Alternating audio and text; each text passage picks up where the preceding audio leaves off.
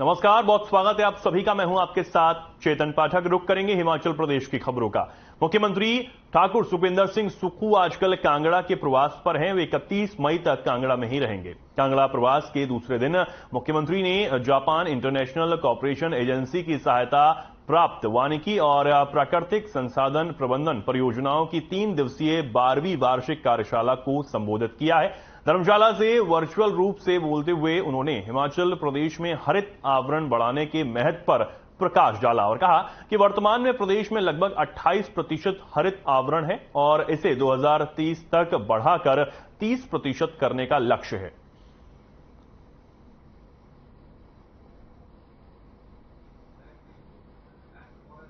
Assisted by Forest NRM project in India.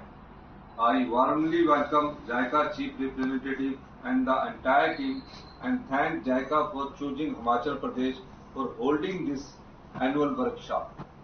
At the outset, let me state, my friends, that my state strongly believes in green and sustainable development, and one of the most important development pillars of my new government is to make Himachal a green state.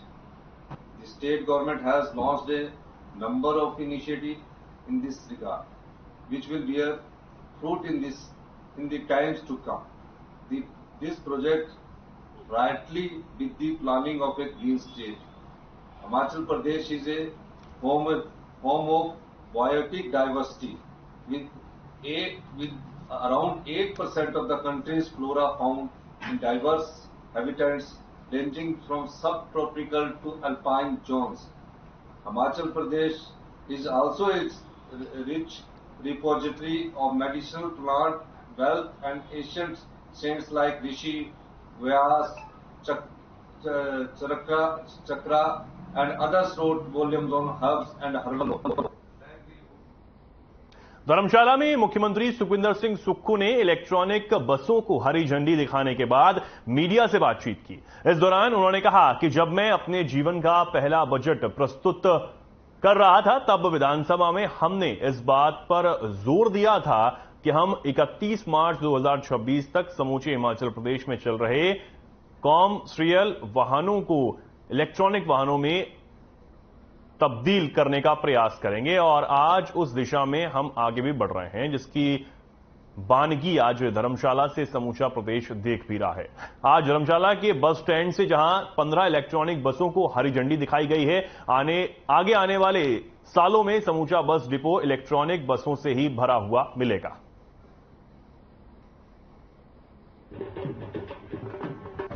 जब मैंने अपने जीवन का पहला budget प्रस्तुत किया था उस समय विधानसभा में हमने कहा था कि हम हिमाचल प्रदेश को 31 मार्च 2026 तक जितनी कमर्शियल गाड़ियां हैं उनको इलेक्ट्रिकल में बदलने का प्रयास करेंगे। इस दृष्टि से हम आगे बढ़ रहे हैं और 2026 तक प्रदेश को हरित राज्य के रूप में विकसित करने का हम प्रयास करेंगे। इसका परिणाम ये है कि आज धर्मशाला जिला कांगड़ा में जहां पहली बार इलेक्ट्रिकल बसों की शुरुआत की जा रही है। शिमला में सड़क सुरक्षा और परिवहन विभाग की समीक्षा बैठक हुई, जिसकी अध्यक्षता उप मुख्यमंत्री मुकेश अग्निहोत्री ने की। बैठक में परिवहन विभाग के अंतर्गत चल रहे विभिन्न कार्यों और मुद्दों पर विस्तृत चर्चा की गई। बैठक के बाद उप मुख्यमंत्री मुकेश अग्निहोत्री ने बताया कि हिमाचल प्रदेश में 21,50,000 वाहन पंजीकृत हैं, जिनमें से 18,45,000 नॉन ट्रांसपोर्ट के हैं, जबकि 3,08,000 ट्रांसपोर्ट के हैं। हिमाचल के 15,12,000 लोगों के पास वाहन लाइसेंस है। सिर्फ 1,12,000 महिलाएं लाइसेंस धारक हैं। मुकेश अग्निहोत्री ने बताया कि अवैध रूप से चलने वाली वॉल्वो बसों से टैक्स के रूप में 10 करोड़ राजस्व प्राप्ति होगी। विभागीय अधिकारियों को स्पष्ट निर्देश दे दिए हैं कि प्रदेश में कोई भी गाड़ी बिना नंबर के नहीं चलनी चाहिए। प्रदेश में चाहे वो स्कूटर हो, कार हो, बस हो, चाहे वो जेसीबी हो, चाहे पोकलेन हो, कोई भी हो, कोई भी गाड़ी बिना नंबर के जो है प्रदेश में नहीं चलनी चाहिए और ये हमारे विभागीय अधिकारियों का काम है कि वो ये सुनिश्चित करें कि जो भी गाड़ी सड़क पे है उस पे बाकायदा प्रॉपर नंबर हो। कुछ लोगों ने फालतू की प्लेटें लगा रखी हैं गाड़ियों पे, जो है सरकारी गाड़ियों को छोड़ के, बाकी सब जो है आप उन प्लेट्स को हटवाइए और ट्रांसपोर्ट के जो कायदे कानून है उसको जो है इम्प्लीमेंट किया जाएगा। राज्य स्तरीय शूलिनी मेले को लेकर सोलन में जिला प्रशासन के अधिकारियों के साथ स्वास्थ्य मंत्री डॉक्टर कर्नल धनीराम शांडिल ने एक विशेष बैठक की। बैठक की अध्यक्षता करते हुए अधिकारियों को मेले के सफल आयोजन के लिए विशेष दिशा निर्देश दिए गए। इस दौरान मेले को किस तरह से खास बनाया जाता है, बिजली पानी सहित लोगों को असुविधा न हो, इस पर निर्णय लिया गया और अधिकारियों को उचित दिशा निर्देश भी दिए गए।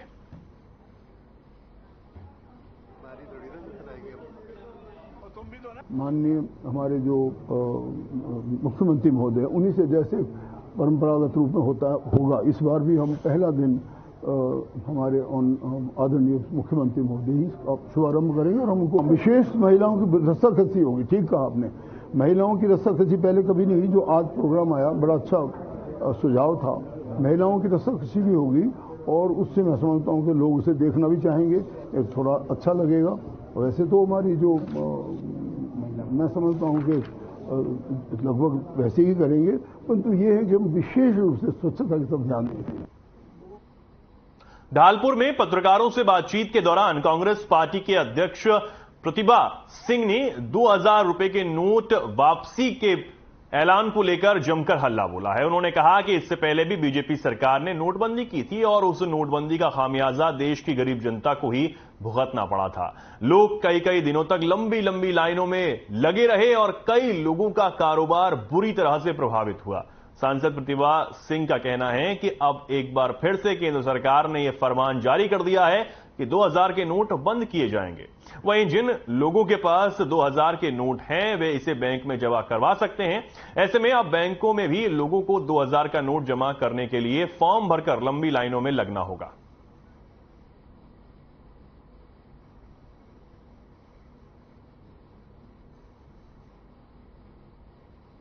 मुझे तो नहीं लगता कि कोई बड़ा अच्छा फैसला है। पिछली बार आप नोटबंदी की तो कितने लोग सड़कों पर आए, जिनका रोजगार छिन गया, जिनकी रोटी रोजी छिन गई, जिनका कारोबार छिन गया और वो त्राही करते रहे, पर केंद्र सरकार ने उसके ऊपर गौर नहीं किया। अब और एक कदम उठा लिया कि 2000 का नोट हम बैन करने जा रहे हैं। इससे भी कितने लोगों को उसका प्रभाव पड़ेगा, कितने लोग उससे त्रस्त होंगे, तो ये कोई बड़ा अच्छा निर्णय नहीं है।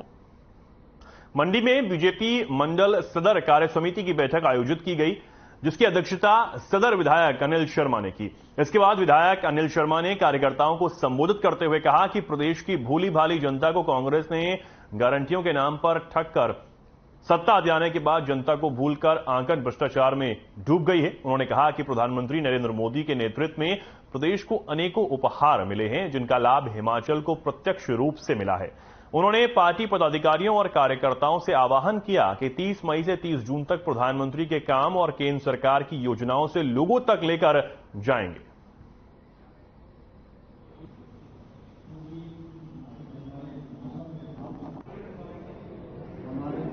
मंडल स्तर की हमारी मीटिंग जो हो रही है वो आदरणीय मोदी जी के 30 मई को जो हमारे 9 साल जो पूरे होने जा रहे हैं उसके लिए एक कार्य हमारे लिए सौंपा गया है पूरे प्रदेश के अंदर, देश के अंदर, कि आपने 30 मई से 30 जून तक विशेषकर अभियान जो है चलाना है।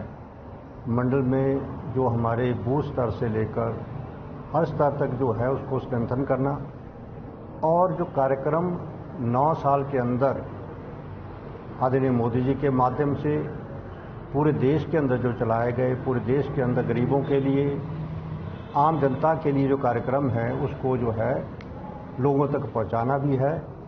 और जो बड़ी बड़ी योजनाएं जो केंद्र सरकार के माध्यम से पूरे देश के अंदर चली और प्रदेश के अंदर चली उसके लिए जो है एक रूपरेखा तैयार। प्रदेश सरकार ने कर्मचारियों से किए वादों को पूरा करते हुए पुरानी पेंशन योजना को बहाल कर दिया है। जिसके लिए नई पेंशन स्कीम कर्मचारी महासंघ आगामी 28 मई को धर्मशाला में आभार समारोह का आयोजन किया जा रहा है, जिसमें प्रदेश सरकार के मुख्यमंत्री सहित पूरे मंत्रिमंडल का भव्य स्वागत और आभार व्यक्त किया जाएगा। इस आभार समारोह में प्रदेश भर से 1 लाख कर्मचारी आभार समारोह में जुटेंगे, जिसके लिए जिले भर से तैयारियों का दौर शुरू कर दिया गया है।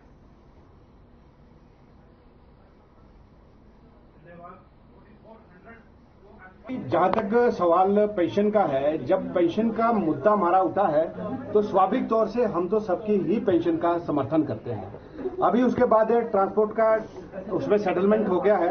आपने इलेक्ट्रिसिटी बोर्ड की बात करी, इलेक्ट्रिसिटी बोर्ड की भी वार्ता विचाराधीन चली है। अभी जो उनके पदाधिकारी थे हमारे साथ भी जो है वो जुड़े रहे और अभी चल रहा है, उसमें हमें उम्मीद है उसमें भी कुछ सकारात्मक रिजल्ट जो है सामने। हिमाचल प्रदेश सरकार द्वारा पुरानी पेंशन को बहाल किया गया है, लेकिन बिजली बोर्ड के कर्मचारियों को अभी तक इसके दायरे से बाहर रखा गया है, जिसके चलते बोर्ड के कर्मचारियों में खासा रोष है। बोर्ड के कर्मचारियों ने आज ओपीएस बहाली की मांग को लेकर बिजली बोर्ड मुख्यालय कुमार हाउस के बाहर विशाल धरना प्रदर्शन किया है और बिजली बोर्ड के अधिकारियों पर कर्मचारियों के हक को मारने के आरोप भी लगाए गए हैं। साथ ही ओपीएस बहाली की अधिसूचना जारी नहीं होने पर आंदोलन की चेतावनी भी दी गई है।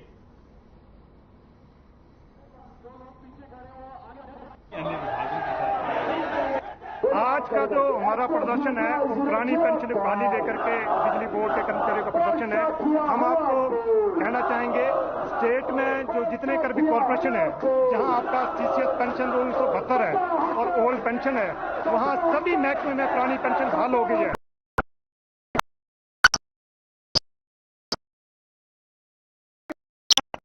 में लागू हुई है, लेकिन बिजली बोर्ड में पुरानी पेंशन 1972 से है, वो सभी महकमे में पेंशन मिल गई है जो 95 के बाद जहां जहां पुरानी पेंशन हुई है, लेकिन बिजली बोर्ड के कर्मचारी अभी उससे महफूज है। इसी करके कर्मचारियों में भारी क्रोश है। इसी मांग को लेकर के यहां कुमार हाउस के प्रांगण में आज एक विरोध प्रदर्शन किया जा रहा है।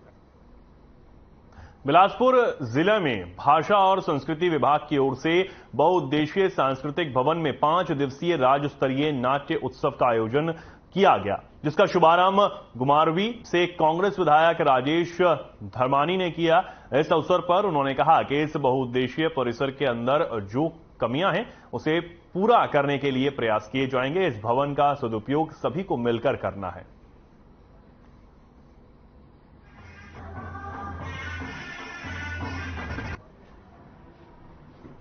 आज यहाँ पे जो ये महोत्सव चल रहा है, रंग महोत्सव चल रहा है बिलासपुर में 5 दिन का, इसमें आज मेरा नाटक था मैट्रिक। हम लोगों ने सोलन से आके परफॉर्म किया और मुझे लगता है कि हिमाचल के लिए बहुत ही अच्छी चीज़ है। हिमाचल के कलाकारों को स्टेज मिल रहा है, हिमाचल के कलाकारों को एक अपनी जितनी भी कला है उसको प्रदर्शित करने का मौका मिल रहा है। तो हर जिला में इस तरह के कार्यक्रम होने चाहिए ताकि जितने भी कलाकार हैं वो प्रोत्साहित हों और उनकी कला में निखर आए। इस तरह के कार्यक्रम जो हमारे यहाँ स्थानीय कलाकार हैं, और सुनील जी हैं, हमारे डोगरा जी हैं, सोनी जी हैं, पीछे हमारे उपाध्याय जी बैठे हैं, जो विशेष जिन लोगों की रुचि होती है वो आपका योगदान इसमें कर सकते हैं। अगर को इन्वॉल्व करें और पब्लिक इन्वॉल्वमेंट की हम बड़े बड़े काम करने में सफल हो जाते हैं। हर महीने एक इवेंट भी हो जाए वो समाज में एक अलग तरह का वातावरण पैदा करता है, एक सकारात्मक ऊर्जा पैदा करता है। खबरों में फिलहाल के लिए इतना ही। नमस्कार।